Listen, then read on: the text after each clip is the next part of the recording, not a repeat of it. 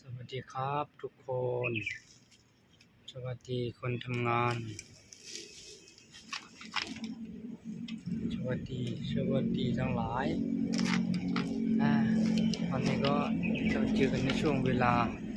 เดี๋ยวผมดูเวลาแป๊บหนึ่งนะครับ เวลา 13:52 นาที 13:52 นาที อากาศมันร้อนนะครับตอนนี้นะตอนนี้มันก็ร้อน ถ้าเราใส่ผ้าเนี่ยมันก็ดีหน่อยนึงเนาะมันจะทำให้คอไม่ค่อยดำนะถ้าเราไม่ใส่นี่คอเราลำเนี่ยมันก็พอเวลาเราปิดตรงนี้นะเราปิดอย่างนี้เรียบร้อยจริงๆเราต้องปิดมาตรงนี้ต้องใส่แว่นวันนี้ก็คลิปที่3นะครับเนาะวันนี้ก็น่าจะได้3 คลิปไม่รู้ว่ามันจะได้กี่คลิปนะผมก่อนดูเวลาก่อนนะถ้าเวลาเราเหลือเยอะเราก็อัพโหลดได้หลายคลิปอยู่ถ่ายวิดีโอเนาะนะครับการที่เราทำงานเนี่ยมัน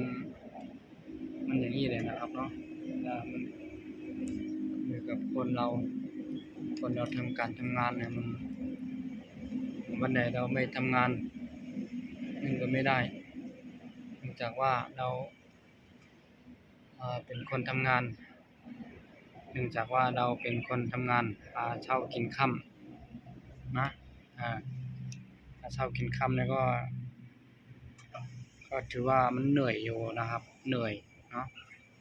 ถือได้ว่ามันเหนื่อยการที่เรามันจึงต้องมีเวลาพักผ่อนบ้างช่อหาเงินหาทองบ้างนะ